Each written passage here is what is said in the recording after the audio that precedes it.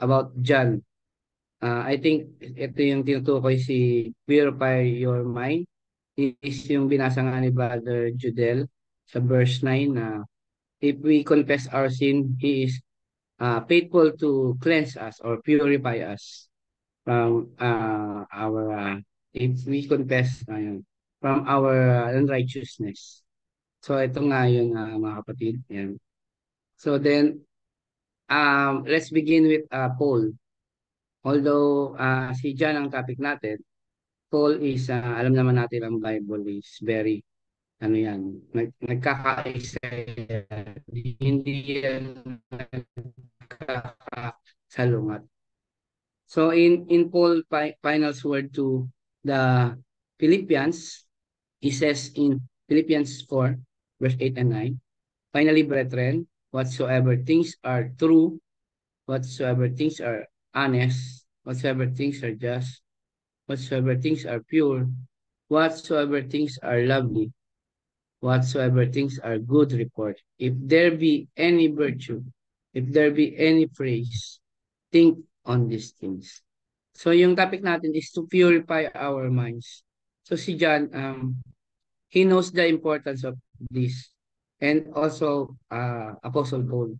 So he said, to purify our minds, let us cleanse it.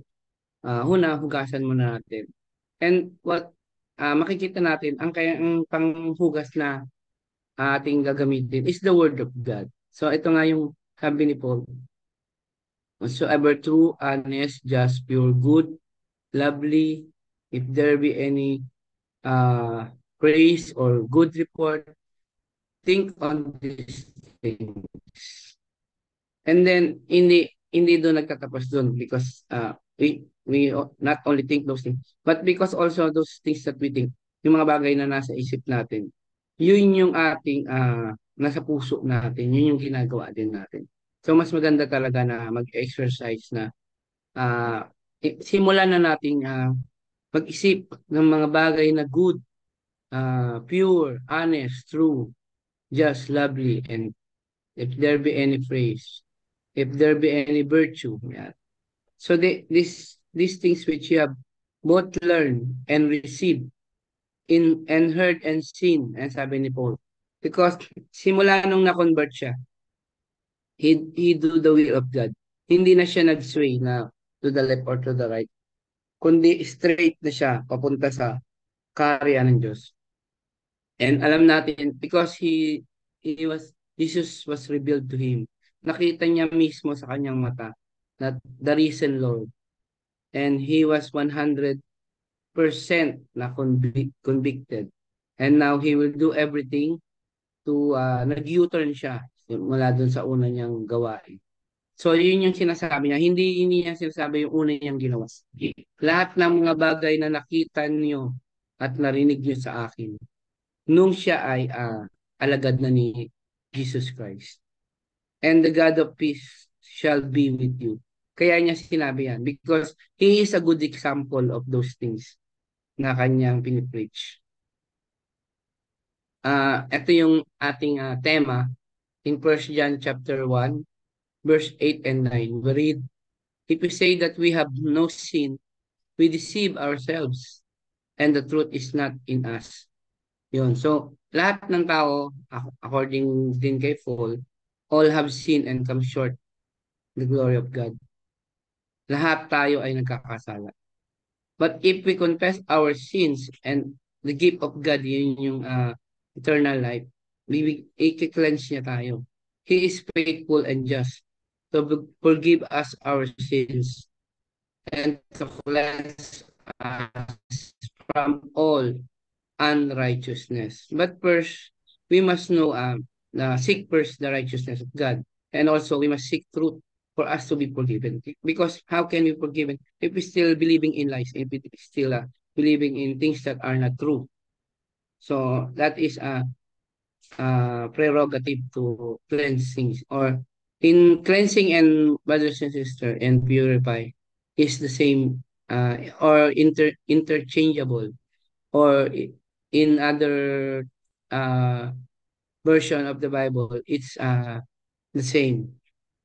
it is synonyms. It has the same meaning.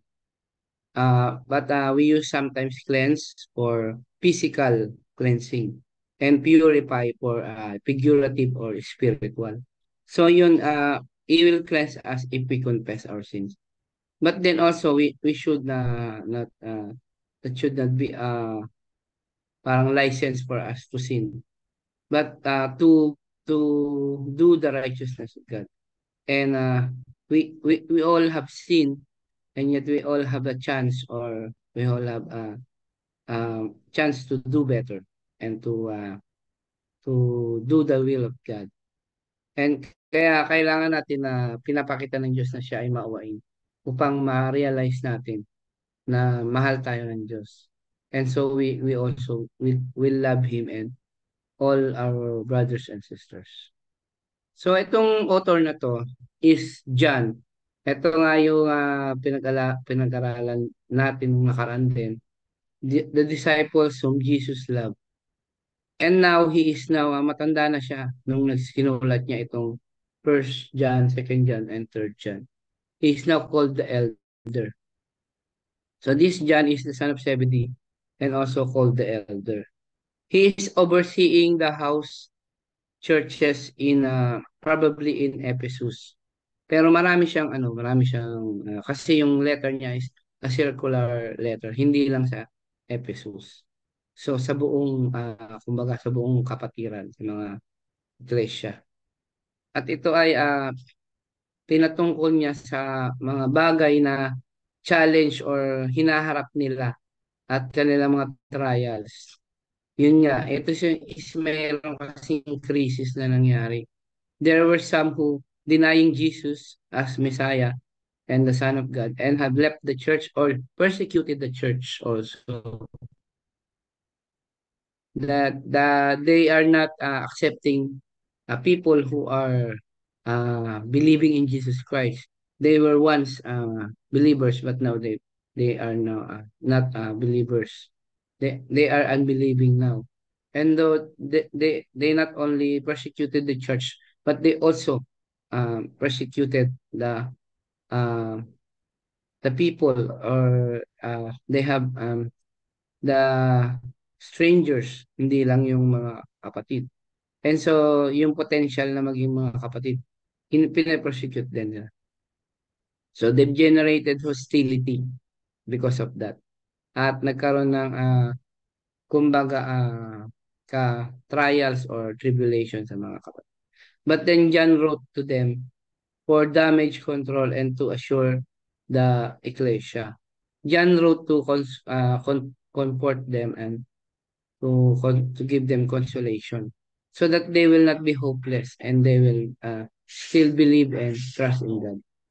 So the uniqueness of First John is that they say that it is more like a poetic sermon, and all the key ideas come from Jesus' final speech in John chapters 13 to 17. Kung mapapansin natin, parang nagpaparallel siya dun sa last words of our Lord simula nung the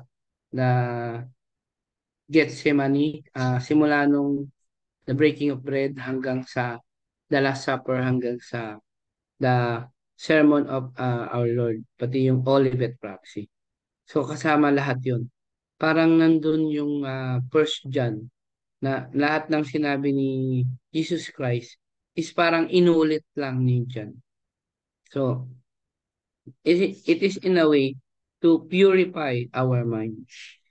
So kaya niya binalik sa atin because he himself was purified by the word of God. So as an introduction, yung chapter 1, First John chapter 1, verse 1 to 4, is similar to John chapter 1, verses 1 to 18, and echoes of Genesis 1 and Proverbs 8. So patungkol ito sa karunungan at sa kapangyarihan ng Diyos. So, we see here that the Father sent His Son through and gives us the word of life. So the Son send the apostles. Ayan. We, the apostles, sabi niya. And then the apostles, uh, they preach the gospel to you, the next generation, to the next generation. So that is where the unity of the fathers, the believers. And this is the, tawag dito, this is where we are purified uh, collectively through the word of life. So yung fellowship between Father and Son is na bigay din ng ating Panginoon to the disciples and the us at maging sa mga believers. So fellowship means in the Greek is koinonia. It means to be uh, to be fond of each other, to love one another, and to be with each other. So it means the participation in God's own life and love. So if we do not fellowship, participate in our mga readings, mga memorial, mga Bible study. So ayun yung fellowship na tinutukoy. So also in Titus verses 13 and 14, we read that looking for that blessed hope and the glorious appearing of the great God and our Savior Jesus Christ, who gave himself for us that he might redeem.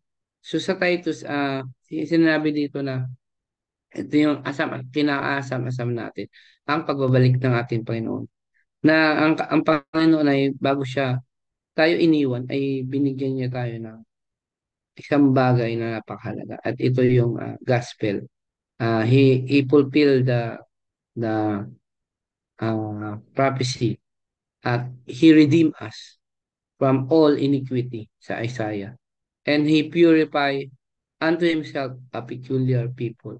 So before he goes to his father, na-establish niya na ang iglesia, o ang people of God, ng iglesia to purify for himself zealous of good works. So hindi lamang purify with our minds, but to be zealous of also of good works. So kung ano nga yung nasa isip natin, di ba? Sabi ng Panginoon, yun yung ating ginagawa. So if we go to the concordance, the word in 1 John chapter 9, if we confess our sins, he is faithful and just to forgive us our sins and to cleanse us from all unrighteousness. The word cleanse there is katarizo. Yan, the Greek word katarizo. So is the Greek word katarizo. It means to cleanse literally and figuratively, make clean, purge, and purify. Yun nga, so interchangeable the word cleanse and purify. So it means to cleanse literally or figuratively. And then this word cleanse occurred 30 times in the strong, according to strong Hebrew and Greek dictionaries. Sa King James Version, so makikita natin na madaming beses ito binanggit. And it comes from the word cleanse comes from the Greek word kataros. Yun, yung katarizo comes from the word kataros. So, ang kataros, yung pinaka-root word niya, it means of uncertain affinity. It also means clean, literally, or figuratively. It means clean, pure, clear, yun, clear pala, and pure.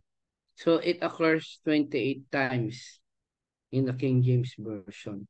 So, yun yun naman, parehas lang sila. But then, the cleanse or clean or cleanse is the same word as purify or purifies. So, if we purify our mind, it means we will clean our mind of all the filthiness, lahat ng kadumihan. So, papalitan natin ng kabutihan, kagandahan. So, in James chapter 4 verse 8, he said, Draw nigh to God, and He will draw nigh to you. Cleanse your hands, ye sinners, and purify your hearts, ye double-minded. So makita natin, inulit. So is meaning the same thing. Yung cleanse and purifies. So cleanse your hands. Linisan mo ang iyong kamay, ye sinners. And purify also means cleanse, or clean your hearts, ye double-minded. So in Luke chapter 17, ito yung nangyari mga kapatid about the lepers. Sa may incident dito, Luke 17, verses 13 and 14. Nakita nila ang ating Panginoong Kristo, and they lifted up their voice and said, Jesus, Master, have mercy on us. Ito yung sampung leprous na tao. Sampu sila na leprous. At sabi na, Lord, have mercy on us. And when he saw them, he said unto them, so the Lord had mercy on them. Naawa siya kanila. Sabi niya, sabi ng ating Panginoon, go shew yourselves unto the priest. Ganun lang kasimple ang sinabi ng Panginoon. Pakita niyo yung sarili sa mga pari or sa saserdote. Punta kayo sa pari. And it came to pass, as soon as they went, they were cleansed. Nung papunta na sila sa saserdote, sa high priest, habang pumupunta sila, nawawala yung ketong nila. They were cleansed. So, that is a miracle performed by the Lord because siya yung nagsabi nun at sinunod nila. So, the word of God will clean us if we obey. Yan, nalilinis tayo ng salita ng Diyos, mga kapatid. But then, meron silang ugali na hindi maganda. Ito. So, pero sabi sa verse 15, and one of them, when he saw that he was healed, turned back, and with a loud voice, glorified God. So, yung isa sa kanila, nagpakita sila sa priest kasi hindi magiging complete yung healing nila kung hindi nila ginawa yung sinabi ng Panginoon. So, nagpakita sila lahat sa priest. Pero pag tingin ng priest sa kanila, malinis na sila. So, pinaalis na sila. Okay, you're good. You're good. Okay ka na. You're free to go home. You're cleansed. Pero parang siguro yung priest, hindi natin alam kung naniniwala siya na may ketong pa sila kasi nung pumunta sila doon kay Jesus, may ketong sila. Pero nung papunta na sila sa sacerdote, wala na silang ketong. And this one, he had a good attitude, yung isang ito. He turned back, bumalik siya, hinanap niya ang Panginoon. While he was going to our Lord, he praised God and glorified Him. He cried with a loud voice, glorifying God. And then, when he saw the Lord, verse 16, he fell down on his face at his feet, giving Him thanks. And he was a Samaritan. So, yung Samaritan, kung sino pa yung Samaritan at yung mga Hudyo na napagaling ng ating Panginoon Kristo, parang wala silang, kumbaga sa atin, utang ng loob, parang ganun. Wala silang konsuelo sa Panginoon na bumalik man lang sila, magpasalamat pa. Salamat Panginoon at pinagaling mo ako. So, but this one, he glorified God and fell on Jesus' feet. And he gave Him thanks. Nagpasalamat siya sa Panginoon. He said, siguro sinabi niya, salamat Panginoon sa pagpapagaling mo. But then, nagtaka ang Panginoon. And Jesus said, were there not 10 cleansed? Di ba 10 kayo? Sabi niya dun sa bumalik. Where are the 9? Nasaan ang 9? Bakit isa ka na lang? There are not found that return to give glory to God, save this stranger.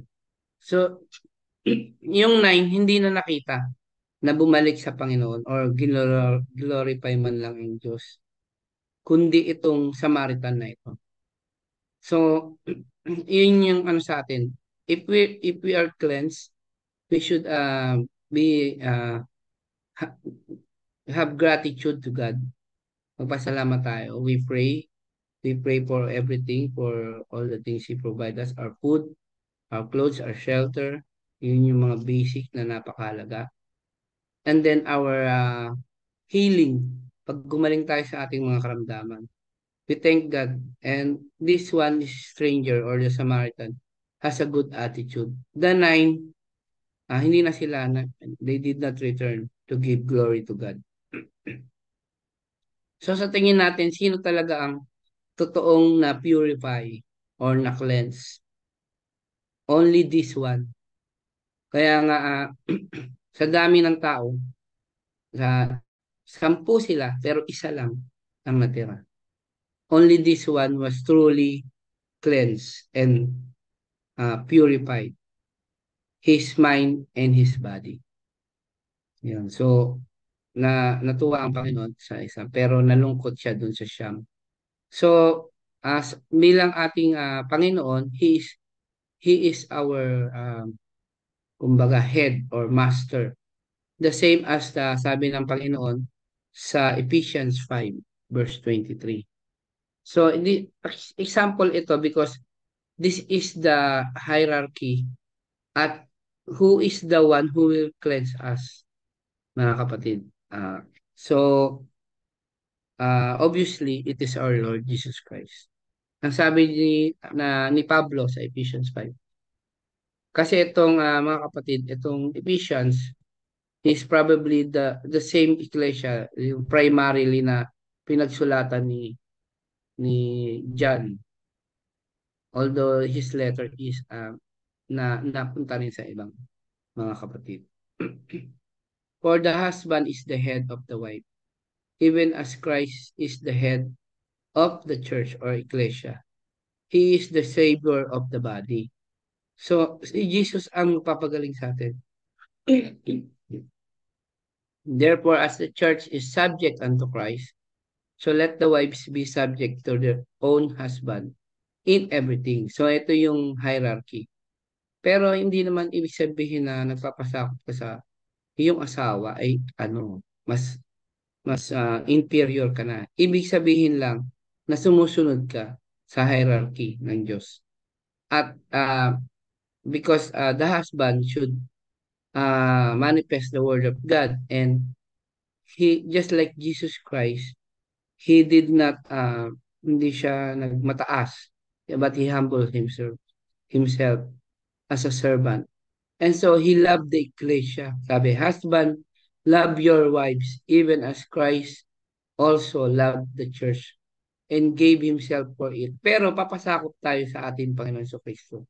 Ganun din kaya sa ating mga gawain, ang mga lalaki lang, papasakop ang mga babae. At pwede lang silang magturo sa mga Sunday school, sa mga informal, sa mga memorial natin, sa mga Bible study, mostly mga lalaki, kapatid. At it is, kumbaga, sumusunod tayo sa hierarchy, sa utos ng Diyos. So if we do that, we will be cleansed. And it is the head who cleanses us, our Lord Jesus Christ. Because He also loved the ecclesia. And so, husband also love your wives. And binigay niya ang sarili niya para sa atin. That He might sanctify. So, because He is higher, He is the one who will sanctify and cleanse us with the washing of water by the word. So yun yung cleanse na sinasabi. Washing of water, which is the word of God. Ang literal is washing of water. Ang figurative or spiritual is the word of God. So yun yung katulad din ng wine. Literal nating iniinom, but then it represents the redemption or forgiveness of our sins and the blood of our Lord. Yun yung mas mahalagang symbol nun. Yung kahulugan niya. So the washing of water, just like in baptism, we are washed by the water when we are baptized. Pero actually, the most important thing is that we receive the word and we are washed by the word of God, yung ating confession, yung ating paniniwala, yung katotohanan. We are washed by the water of the word of God. And then we pinapalitan natin yung mga karumihan, filthiness with the word of God. Sabi sa verse 27 that he might present it to himself a glorious ecclesia, not having spot. So if we do that, we will be pure as white. We will be pure. We will be sanctified, purified. We will be cleansed. Malilinis tayo. Kaya nga pagdating ng ating Panginoon Kristo, ang tingin niya sa atin, unblemished, unspotted. Parang wala tayong, pero may kasalanan tayo, pero ang tingin niya sa atin ay pure, walang kasalanan. Parang siya, kaparehas niya. Kaya maliligtas tayo mga kapatid. Because we are purified and washed by the water of the word of God. But that it should be holy and without blemish. So ought men to love their wives and as their own bodies. He that loveth his wife loveth himself. So tama yun, di ba? Kung wala ka kasing asawa, sabi ng Panginoon, you must you love your neighbor as yourself. 'Di ba? Kung ano yung pagmamahal mo sa sarili mo, hindi mo gagawin sa kapwa mo yung masama. Ayaw mong gawin sa iyo. So ganun din yung sa husband and wife. You love your wife or your husband because you love yourself. Hindi mo ipapahamak yung sarili mo. Kaya hindi mo ipapahamak yung iyong asawa. At ganun din sa kung wala ka namang asawa, hindi mo ipapahamak ang iyong neighbor, ang iyong kapatid, ang iyong kapitbahay, ang iyong kaibigan. 'Di ba? Yun yung the golden rule. At yun yung napakagandang lesson because as Christ as the head, so he loved his ecclesia and gave himself for it. So he also sanctified and cleansed it with the washing of water by the word of God. So napakaganda mga kapatid. So in Luke chapter 7, after Jesus have healed all kinds of sickness, ito yung sinabi niya. Sinabi niya sa kanyang friend, sa kanyang disciples, after niya mapagaling ang mga may sakit. Jesus answering said unto them, go your way and tell John what things you have seen and heard. How that the blind see, the lame walk, the lepers are cleansed, the deaf hear, the dead are raised, to the poor the gospel is preached. So, napakagandang pangitain ito. The blind see, the lame walk, the lepers are cleansed, the deaf hear, the dead are raised, and to the poor the gospel is preached. So, napakahalaga if we believe in Jesus, if we believe in, sabi nga ni John, we walk in truth, we walk in light. So, if we walk in darkness, we will not have this privilege, mga kapatids. So, the lepers are cleansed. We know that in the Old Testament and the New Testament, the lepers mean na symbolize sin and uncleanness, yung kadumihan. Kaya ka leprosy, because madumi. Yun. So, nagkakaroon ng kasakit, infection. So, if the lepers are cleansed, so gagaling na siya kapag nalinis or nawala yung kadumihan na yun. And so, yun yung ating mga kasalanan mga kapatid. Pinatawad na tayo according to John. We are cleansed by if we confess our sins, if we confess, if we declare. Also, ganun din yung pag nabaptize tayo, we confess our sins. Diba? We confess to the Lord, our brothers and sisters. Yon, so it is a good, very nice vision to see. To the poor, the gospel is preached. Napakaganda mga kapatid. Na the Lord chooses the poor of this world to be rich in faith. Hindi lahat ng Not all are mighty, not all are wise, not all are rich, but to the poor, the gospel are preached. So napakaganda mga kapatid, na pinili tayo.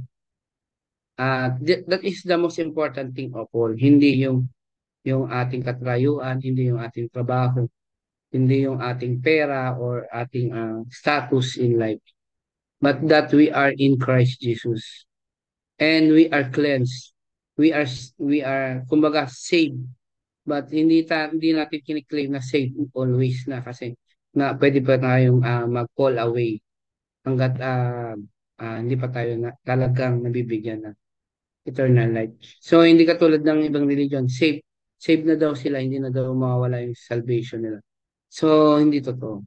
So yun, so we are saved because we hear the word of God, we do the word of God. We do them. So yun lang mga kapatid. At